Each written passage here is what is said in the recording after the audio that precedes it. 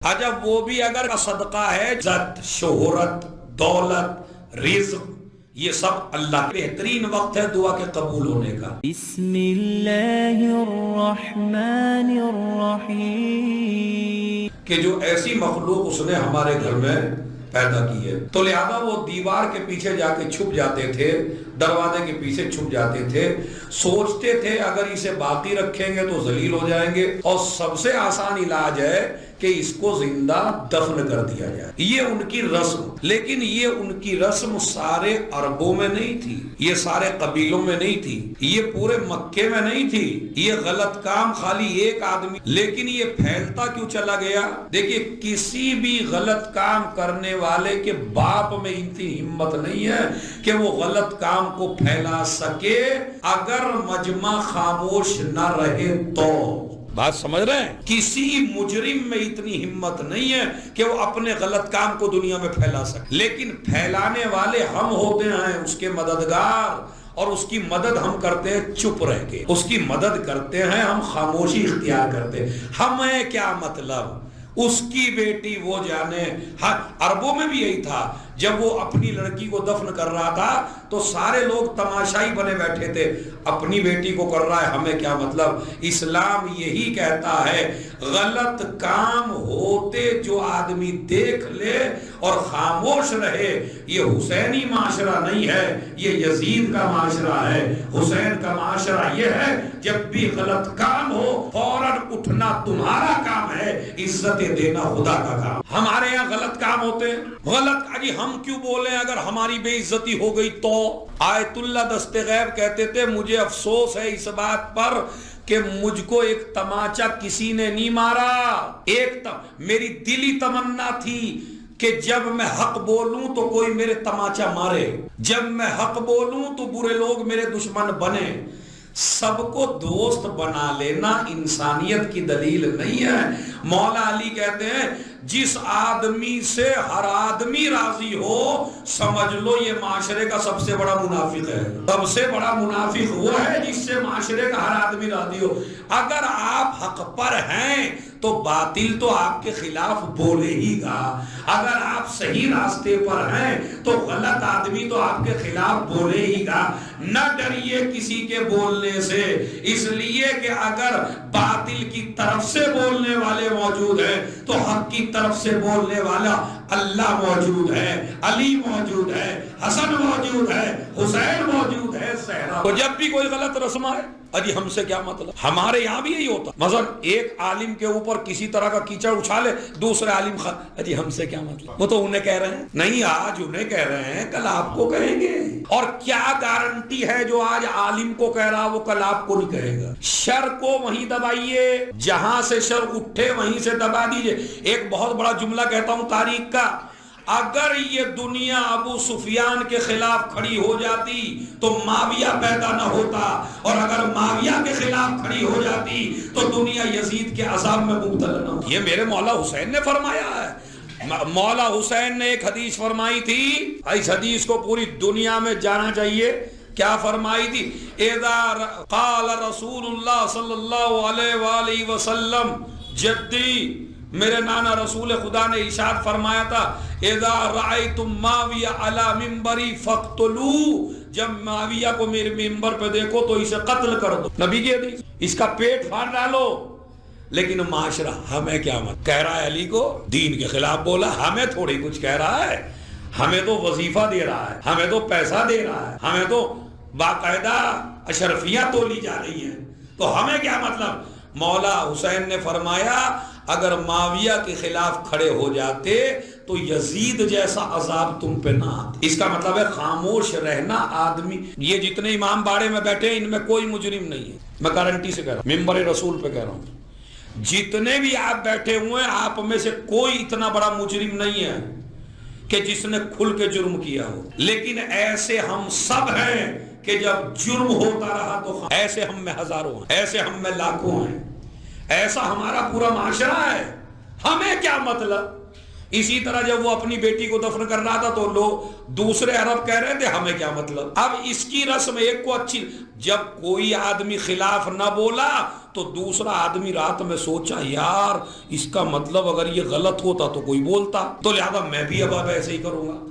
اس نے بھی اپنی بیٹی کو دفنانا شروع کر دیا۔ پھر تیسرا گھر شروع ہوا، ایک گھر شروع ہوا، دوسرا ہوا، تیسرا ہوا۔ پہلے ایک قبیلہ زندہ دفن کرتا تھا بیٹی کو، پھر دوسرا کرنے لگا، پھر تیسرا کرنے لگا۔ خدا کی قسم پورے مکے میں کسی نے آواز نہیں اٹھائی، بس ایک ہی آواز گونجی مکے میں، کوئی بیٹیاں دفن نہیں کرے گا، اور وہ آواز تھی فاطمہ کی ماں خدیجہ الکبریٰ۔ انہوں نے آواز، اور انہوں نے خالی آواز نہیں اٹھائی، انہوں نے پیسہ لگایا اور تجارت خرچ کر دی اپنی۔ اس بات پہ بھی مال خدیجہ خرچ ہوا کہ یہ غلط رسم پھیل لینا۔ آج جو تمہاری بیٹیاں مسلمانوں میں باعزت زندگی گزار رہی ہیں، تو ایک دن ضرور سلام کیا کرو خدیجہ کو کہ جس نے عورت کو اتنی عزت دے دی کہ وہ بیٹی بن کے بھی عزت کے لائق ہے، بیوی بن کے بھی۔ جب عربوں، اچھا ایک آدمی تو وہ تھا جو نبی کے پاس آیا 11 بیٹیاں ختم، یعنی 11 بیٹیاں مار کے آیا، اور نبی آیا السلام علیکم، علیکم السلام۔ اب نبی اٹھے نہیں احترام کے لیے، کہنے لگا آپ نے مجھے ہلکے میں لیا بہت۔ یا رسول اللہ نے کہا بھائی تیری شان اور کتنی بلند ہے کہ ہلکے میں لیا۔ کہا سرکار ان میں سے جو بیٹھے ہیں آپ کے پاس، ان میں سے کسی نے ایک بیٹی کو دفن کیا، کسی نے 2 کو دفن کیا، کسی نے 3 کو دفن کیا، میں وہ خوش نصیب ہوں کہ جس نے 11 بیٹیوں کو دفن کیا۔ میرے نبی نے ایک جملہ فرمایا، اگر جملہ یاد ہو جائے دلوں پہ لکھ لیجئے گا، اور جتنی مجالس اس سال میں سنیے نا سب کا نشہ اتر جائے گا ایک نبی کے جملے میں، من لا یرحم ولا یرحم۔ نبی نے قانون بتایا، جو کسی پہ رحم نہیں کرتا اللہ کبھی اس پہ بھی رحم نہیں کرتا۔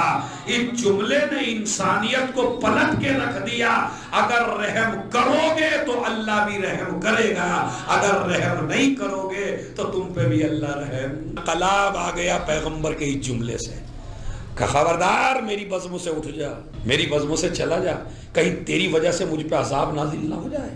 یہ اتنا بڑا جرم ہے۔ حد یہ ہے کہ علامہ ذیشان حیدر جوادی نے لکھا، ایک بات تو وہ تھا کہ جو کہیں گیا ہوا تھا پردیس میں، 3-4 سال میں لوٹ کے آیا تو بچی اس کے جاتے ہی پیدا ہو گئی، اس نے ماں نے اس بچی کو محفوظ رکھا، اور باپ آیا تو اس نے محلے میں بھیج دیا بچی۔ شام کا وقت آیا، بچی کو ماں کے بغیر چین نہیں آئی، بچی آئی۔ 3 دن تک ایسے ہی چلتا رہا۔ باپ نے پوچھا یہ کون ہے؟ کہنے لگے اجی میں نے جھوٹ بولا تھا، آپ ہی کی بیٹی ہے، اور دیکھیے تو آپ سے کتنا پیار کرتی ہے، آپ سے کتنی محبت کرتی ہے۔ کہتے ہیں میں لے کے چلا، جنگل میں پہنچا، قبر کو کھودا، میری داڑھی میں مٹی لگ گئی۔ قبر کھودتے وقت میری داڑھی میں مٹی لگ گئی، مٹی لگی تو میری بچی نے میری داڑھی کو صاف کیا، بابا جان آپ کے چہرے پہ مٹی لگی ہے، بابا کسے دفنانا چاہتے ہیں؟ کہا تجھے۔ اتنا سخت دل تھا عرب لڑکی کے بارے میں کہ، اور ایک میں کیا کروں کیمرے میں میری ویڈیو جا رہی ہے، ایک آدمی تو بڑا مشہور تھا جس نے کئی بیٹیوں کو مارا، بڑی مشہور ہستی تھی، اور اتنی مشہور تھی کہ ایک جملہ میں کہوں گا اس کی شہرت کی طرف آپ کا ذہن خود چلا جائے گا۔ یہ وہی آدمی ہے جس نے بیٹیوں کو زمانہ جاہلیت میں مارا، جس نے کہا تھا اگر علی نہ ہوتے۔ اب اس سے اچھا اشارہ نہیں ہے، کافی ہو گیا نا صلوات۔ زندہ درگور کیا بیٹیوں تو بیٹیوں کو زندہ درگور کیا۔ جب بھی اچھا عربوں میں الگ الگ، جس طرح ہمارے یہاں رسم عزاداری میں کئی ہو گئی ہیں، شادیوں میں کئی ہو گئی ہیں، اسی طرح ہماری بھی رسمیں بڑھتی چلی جائیں، ان میں بھی پھر نیا پن آنے لگا۔ کچھ لوگ تو عورت کو جب وہ حاملہ ہوتی تھی اور ولادت کا وقت ہوتا تھا تو ایک گڈھا کھودتے تھے جنگل میں لے جا کے، اور اس گڈھے پہ بٹھا دیتے تھے۔ لڑکی پیدا ہوئی تو وہیں کے وہیں دفن کر دیتے تھے، لڑکا پیدا ہوا ڈھول تاشے تالیاں ناچتے ہوئے لا رہے ہیں شہر کی طرف، ارے بڑا عزت کا کام کیا اس عورت نے، دیکھیے تو صحیح ایک لڑکے کو جنم دیا۔ تو یہ کرتے تھے۔ بعض لوگ بیٹی پیدا ہونے دیتے تھے، پیدا ہوتے ہی نہیں مارتے تھے، کچھ سال اس کی پرورش کرتے تھے، اور اس کے بعد اس کے لیے سامان اکٹھا کرتے تھے، اور پھر بڑا سا گڈھا کھودتے تھے، سامان کے ساتھ لڑکی کو دفن کر دیتے تھے کہ یہ اس کا حق بھی ہم دے رہے ہیں۔ کچھ وہ لوگ تھے جو فاقوں اور فقر و فاقے کی وجہ سے ایسا کرنے لگے کہ ان کے گھر میں کھانے کو نہیں تھا، تو انہوں نے ایسا کرنا شروع کر دیا۔ تو یہ 3 طرح کے گروپ مکے میں تھے جو پیدا ہوئے۔ اب اس رسم کو روکا کس نے؟ فاطمہ کی ماں خدیجہ نے۔ کیسے روکا؟ انہوں نے جوان لڑکے بلائے اور جوان لڑکوں کی تنخواہیں معین کی، اور یہ کہا تم کو اتنے ہزار ملیں گے، تم کو اتنے ہزار ملیں گے، اور تمہارا کوئی اور کام نہیں ہے، تمہارا بس ایک ہی کام ہے کہ تم جنگل میں جانا اور یہ دیکھنا کون باپ اپنی بیٹی کو دفن کر رہا ہے۔ تو جب بھی کوئی باپ اپنی بیٹی کو دفن کرتا ہوا ملے تو آپ اسے یہ موٹی رقم دے دینا اور بچی کو لے لینا۔ اور جناب خدیجہ نے ایک ہاسٹل بنایا تھا مکے میں کہ جس میں وہ غریب لڑکیاں آ کے جمع ہوتی رہتی تھیں۔ خدیجہ کا پیسہ خرچ ہوتا تھا ان باپ کو ڈونیشن دینے کے لیے، ان کو پیسہ دینے کے لیے۔ بھائی مارنا کیوں چاہتے ہو؟ یہ بیٹی ہمیں دے دو، 1 لاکھ روپے لے لو۔ اب خدیجہ کا پیسہ جا رہا ہے، لڑکیاں بچ رہی ہیں، ہاسٹل بنا دیا۔ اسلام کی تاریخ میں سب سے پہلا ہاسٹل جس بی بی نے بنایا ہے اس کو خدیجۃ الکبریٰ کہا جاتا ہے۔ خدیجۃ الکبریٰ نے پہلا ہاسٹل بنایا اور اس ہاسٹل میں ان لڑکیوں کو رکھا، اور جب ان لڑکیوں کی پرورش کی تو آپ ذرا اپنے گھر میں کسی کا بچہ گود لے کے دیکھ لیں تو وہ ماں باپ کو نہیں جانتا، وہ ان کو جانتا ہے جس نے پالا ہے۔ تو جس نے پالا اس کو باپ کہے گا، جس عورت نے پالا اسے ماں کہے گا۔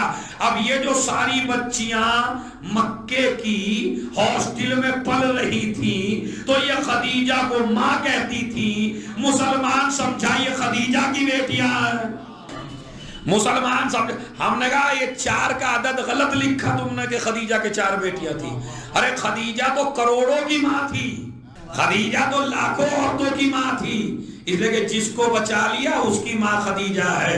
آج عورتوں کو بچا کے اور نسل انسانی کو قیامت تک کے لیے لڑکیوں کی عزت دینے کا طریقہ اگر کسی بی بی نے عطا کیا ہے تو اسے خدیجۃ الکبریٰ کہا جاتا ہے۔ یہ ہے وہ خاتون، لڑکیاں بچنے لگی۔ مگر پھر وہی مسئلہ کہ جدھر لڑکیوں کی اتنی توہین ہوتی تھی ادھر لڑکیوں کی آج اسلام نے اتنی عزت کی کہ جناب موسیٰ کہنے لگے اے میرے پروردگار، جب تو اپنے بندے سے سب سے زیادہ خوش ہو تو کیا کرتا ہے؟ اللہ دیکھیں یہ اللہ کا بڑا پیارا نبی ہے جناب موسیٰ، اللہ سے اسے بڑا پیار ہے اور اللہ کو اس سے پیار ہے، اور بڑی جو کوئی اور نبی سوال نہ کر سکا وہ موسیٰ کر لیتے تھے۔ ہر چیز اللہ سے کہتے، ہر چیز اللہ سے کہتے۔ ایک دفعہ نہیں کہی تھی تبھی پچھتا ہے، ایک دفعہ سے اللہ سے نہ کہیں پچھتا ہے۔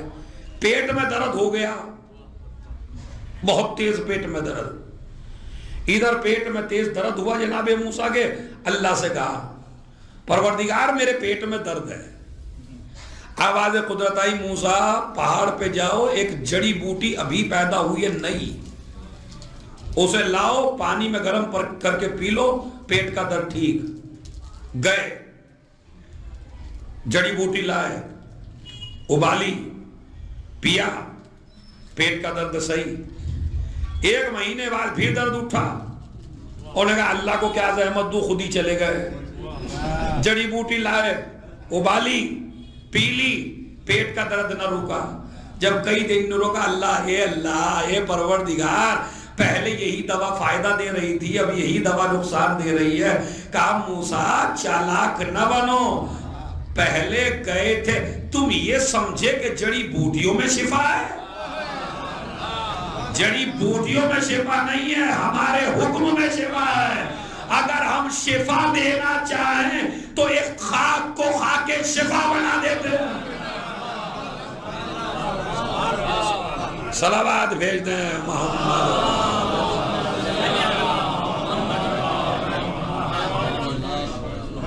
تو آپ اب یہ جتنے بھی ڈاکٹر ہیں، ہمارے ڈاکٹر صاحب بھی بیٹھے ہیں اور بھی ڈاکٹر ہوتے ہیں بیٹھے ہیں، یہ سمجھتے ہیں کہ میری دوا میں شفا ہے۔ دوا میں شفا نہیں ہے، حکم خدا میں شفا ہے۔ وہ جس چیز میں چاہے، بندے کے ہاتھ میں بھی تو وہی شفا دیتا ہے، ورنہ دوائی تو میں بھی کسی کو لکھوا سکتا ہوں۔ شفا ہوتی ہے ہمیشہ، اور اگر شفا اللہ کے حکم میں اور اللہ کی پیدا کردہ نہ ہوتی تو جب رسول کو کمزوری محسوس ہوئی تھی رسول کسی ڈاکٹر کے پاس جاتے، فاطمہ کے گھر نہ آتے۔ اس کا مطلب یہ ہے کہ شفا حکم خدا میں، ہر ڈاکٹر کے ہاتھ میں شفا اللہ دیتا. اگر اللہ عزت دینا چاہے تو ڈاکٹر کے ہاتھ میں شفا دیتا, اور ورنہ چاہے جتنی ڈگریاں حاصل کر لیجئے. اسی طرح جس عالم کو چاہے جتنا علم حاصل کر لے, چاہے جتنا بڑا امامہ لگا لے, اگر اللہ عزت نہ دینا چاہے تو نہیں آ سکتی. اور اگر اللہ چھوٹے سے کو بھی عزت دینا چاہے تو اس کا مطلب ہے عزت, شہرت, دولت, رزق, یہ سب اللہ کے ہاتھ میں ہے. شفا اللہ کے ہاتھ میں. یہ بڑے پیارے نبی تھے, اللہ کے کہنے لگے پروردگار جب تو بندوں سے خوش ہوتا ہے تو کیا کرتا ہے؟ آواز قدرت آئی, جب میں بہت زیادہ خوش ہوتا ہوں بارش کرتا ہوں. اسی لیے بارش میں انجوائے کم کیا کرو, دعا زیادہ کیا کرو, اس لیے کہ یہ بہترین وقت ہے دعا کے قبول ہونے کا. 4 وقت وہ ہیں جس وقت اللہ اپنے بندے کی دعا کبھی ریجیکٹ نہیں کرتا. ایک تو جب روئے زمین پہ نکاح ہو رہا ہو. آج تو نکاح کا دستور ہی بدل گیا. پہلے ہمارے یہ جو بزرگ بیٹھے ہیں ان کے نکاح اتنی مظلومیت سے نہیں ہوئے تھے جتنے آج کا دولہا مظلوم ہے. واقعاً آج کا دولہا بہت مظلوم, حالانکہ اس کی آپ کہیں گے اس زمانے کا مظلوم ہے. ارے میاں مولانا ہمارے تو شادی میں بچھانے کے لیے فرش بھی ڈھنگ کا نہ تھا, ہم تو وہیں کو چٹائی وٹائی بچھا کے بیٹھ گئے تھے. نہیں, تم پھر بھی دولہا تھے. یہ آج کا دولہا نہیں ہے. تمہیں دعائیں دینے کے لیے ہزاروں بزرگ موجود ہوتے تھے, ان کو دعا دینے کے لیے کوئی بھی موجود نہیں. لیکن نکاح انہوں نے ایسی جگہ رکھا ہے جہاں پہ کوئی آدمی کھانے تو جا سکتا, دعا دینے وہاں. بتائیے نکاح کے وقت کتنے ہوتے ہیں؟ ایک تو رکھیں گے جب سب میلہ بچھڑ لے گا تب نکاح رکھیں گے, سب چلے جائیں گے کھا پی کے. ہونا تو یہ چاہیے تھا سب سے پہلا کام آپ کو نکاح کا کرنا تھا, مجمع کو ایک جگہ بٹھانا تھا, حدیث قصہ احترام سے کرنی تھی. وہ جو دوسرے مذہب کے لوگ آئے وہ بھی دیکھ کے جاتے, بھائی نکاح کرو تو اس قوم کی طرح کرو کہ جس میں بزرگوں کی اتنی دعائیں مل جائیں. ہوتا نہیں ہوتا. ہمارے یہاں حدیث قصہ کا پتہ ہی چلتا, اسٹیج پہ 5-6 بیٹھ جاتے ہیں. عجب وہ بھی اگر کیمرے کا صدقہ ہے جو وہ دوست بھی آ کے بیٹھ گئے, اس کا صدقہ ہے وہ جو بیچارے بنے ٹھنے دوست بیٹھ گئے فوٹو کھنچوانے کے لیے. ورنہ اگر یہ کیمرہ ہو تو وہ دوست بھی نہیں بیٹھیں گے تمہارے برابر میں, اتنے مظلوم ہو تم. کیوں؟ یہ ہم نے خود کر دیا. تو لہذا نکاح, اللہ کہتا ہے جب روئے زمین پر کوئی نکاح ہو رہا ہو اور اس وقت مجھ سے کوئی دعا کرے تو میں کبھی اس دعا کو رد نہیں کرتا. کیوں نہیں رد کرتا؟ اس لیے کہ آج ایک لڑکی اور ایک لڑکا شادی کر رہے ہیں, یہ بھی حرام سے بچ رہا ہے, وہ بھی حرام سے بچ رہی ہے. میری رحمت کو جوش آ رہا ہے, آج جو بھی مانگے گا اسے دوں گا. نکاح کے بعد دوسری جگہ کہ جہاں انسان کی دعا کبھی رد نہیں ہوتی کبھی بھی. اذان کا وقت, پہلے ہماری ماں بہنیں اگر سر کھلا ہوا سر ڈھک لیتی تھی, اذان ہو رہی, روٹی ہاتھ میں, روک دو, اذان ہو رہی. اب آپ کو کیا ہے, اب تو ایسے ایسے بیچارے آ گئے ہیں ممبروں پر کہ جو یہ کہنے لگے بھائی دیکھو جو نماز والا وہ چلا جائے, جو مجلس والا وہ بیٹھ جائے, جو ملعون امام حسین اور اللہ کو بھی لڑوا دے.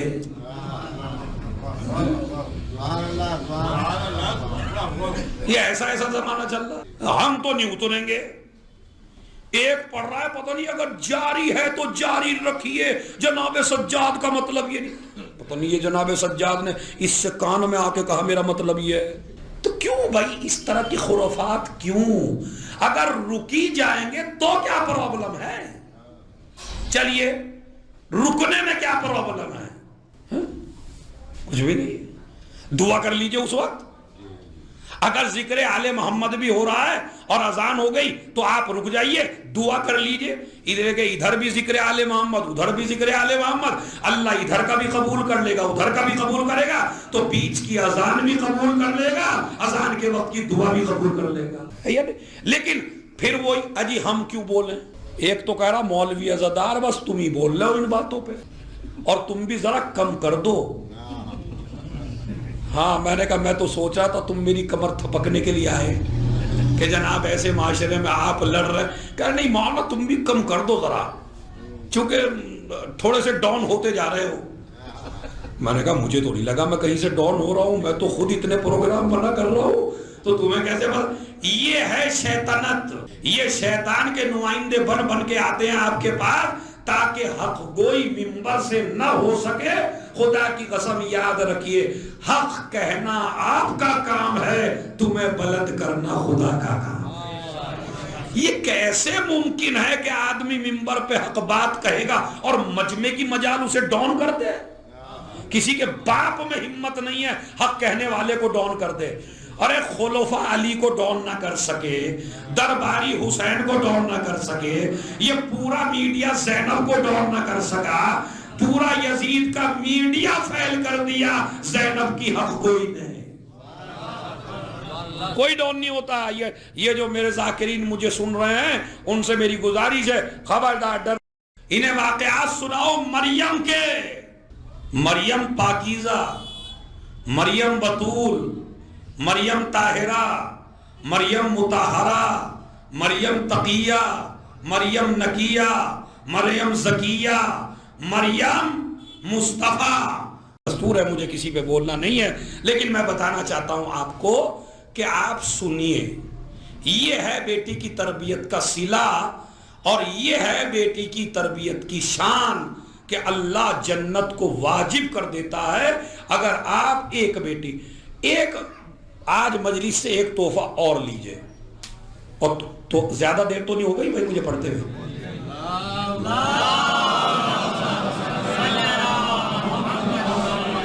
دیکھیے اللہ نے مجھے ایسا فن دیا ہے، میں 2 گھنٹے بھی پڑھوں گا تو تمہیں ادھر ادھر تو دیکھنے دے نہیں سکتا میں، یہ تو مجھے اللہ نے دیا فن کہ آپ کو نہیں لگے گا ٹائم کا، اگر گھڑی نہ دیکھو پتہ نہیں چلے گا کیا ہو رہا ہے، یہ اللہ کی طرف سے ملا ہے تحفہ۔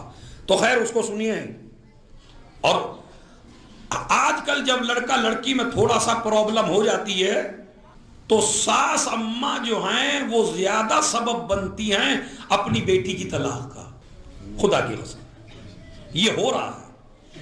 لڑکی چاہتی بھی ہے گھر بسانا لیکن ماں بسنے، بس جب ماں لڑکی کی ہر بات کو سن کے ہمیشہ سسرال کے خلاف بلوانے پہ مجبور کر دے، سمجھ لو اس کی بیٹی کا گھر بسنے والا نہیں ہے۔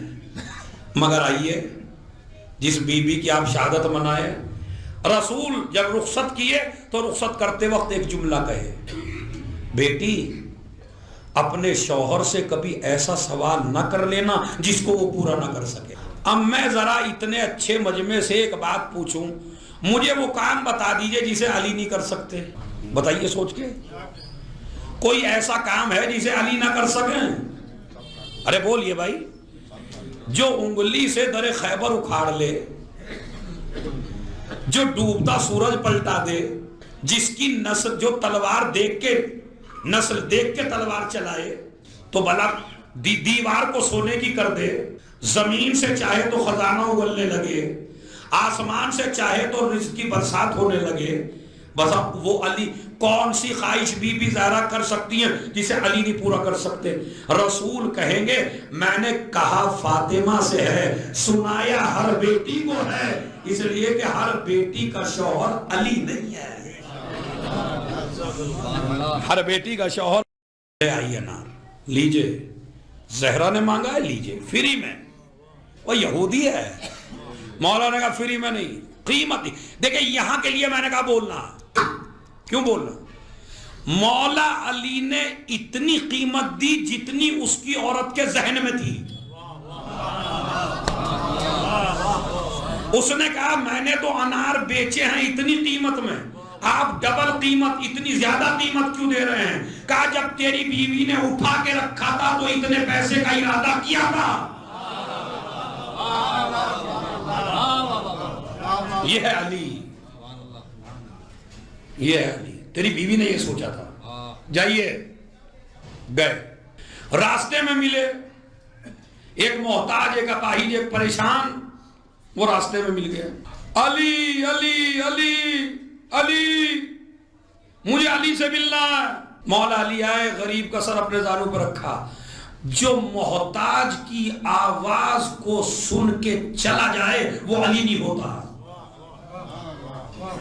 میرا مولا وہیں رک گیا، کیا بات ہے؟ علی مجھے بخار ہے، مولا چیک کہ ہاں بخار ہے، کسی چیز کا دل چاہتا ہے؟ علی اگر آدھا انار مل جائے تو اب یہ انار نہیں ہے، تمنا فاطمہ ہے. ادھر زہرا نے انار مانگا، ادھر ایک غریب آدمی نے انار مانگا. وہ جو زہرا کے لیے لائے تھے اس کو آدھا توڑا، کھلا دیا فقیر کو. جگر چاہیے پڑھنا، میں پڑھ رہا ہوں میرے پہ کیا فرق پڑ رہا ہے، بڑا آسان ہے. آپ سن رہے ہیں آپ پہ کیا فرق پڑ رہا ہے. یہ تو بات جب ہے جب آپ کے بیوی بچہ پوری زندگی میں کوئی تمنا کریں اور آپ لے کے جائیں تو آپ بہرے بن جاتے ہیں، کسی کی آواز نہیں سنتے. علی کہتے ہیں جو مظلوموں کی آواز نہ سنے وہ ہم سے نہیں ہے. بیٹھ گئے، کھلایا، خود کھلایا، کھایا. اور کچھ علی اگر آدھا اور مل جائے دے دیا، وہ بھی کھلا دیا. میں نے کہا مولا اتنے اطمینان سے اب آپ جائیں گے گھر تو آپ کی بیوی سے آپ کی نظریں کیسے ملیں گی؟ شاید میرا مولا جواب، یہ روایت نہیں ہے میری طرف سے، شاید میرا مولا جواب دے میری بیوی میں اور کائنات کی بیویوں میں فرق ہے. تمہاری بیویاں غیر معصوم ہیں، میری بیوی معصومہ ہے. تمہاری بیویاں خود کھا کے خوش ہوتی ہے، میری بیوی غریبوں کو کھلا کے خوش ہوتی ہے. اتنی تو زہرا خود بھی کھا کے خوش نہ ہوگی جتنی غریب کو میں نے کھلا دیا تب خوش ہوگی. گئے اطمینان سے، دروازہ کھولا، دروازے پہ پہنچے، ادھر بیوی کی نظر شوہر کے چہرے پر. ابو الحسن میں نے ایک انار مانگا تھا آپ اتنے لے آئے. اب اگر ہماری اور آپ کی بیگم ہوتی اور ایسا جملہ مارتی تو طنز مار رہی ہے، خالی ہاتھ دیکھ لیا ہوگا میرا. مگر میرے مولا کو بھی کتنا اعتبار ہے کہ جب کہا زہرا نے کہ علی میں نے ایک مانگا تھا تم نے اتنے انار بھیج دیے. کہا علی نے کہا جو اللہ کی راہ میں دے دیتا ہے وہ کبھی ذلیل نہیں ہوتا، وہ کبھی ذلیل نہیں ہوتا.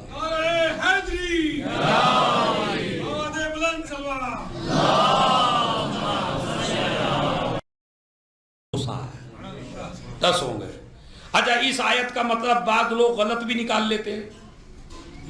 جیسے چھٹے امام کے زمانے میں ایک آدمی تھا بہت پڑھا لکھا، بہت پڑھا لکھا. دیکھیں ایک بات بتاؤں میں، جتنا بڑا پڑھا لکھا ہوگا اگر وہ راستے سے ہٹ جائے تو اس سے بڑا فتنہ بھی کوئی نہیں ہو سکتا. پھر یہ بھی رکھ لیجئے، اگر مولوی صحیح چل رہا ہے تو واقعاً اللہ کی رحمت ہے، اور اگر یہ مولوی بگڑ جائے تو پھر اس کی سیاست معاویہ سے بھی زیادہ خطرناک ہوتی ہے. ہاں صحیح ہے نا؟ ہاں بالکل صحیح ہے. صلوات پڑھے محمد. تو اس کی سیاستیں بڑی بگڑی ہوئی ہوتی ہیں. اسی لیے میرے مولا حسین نے فرمایا جب تم دیکھو کوئی عالم دنیا کے چکر میں پڑ گیا ہے تو خبردار اس سے دین لینے کی کوشش نہ کرنا. اور ہمارے یہاں ہے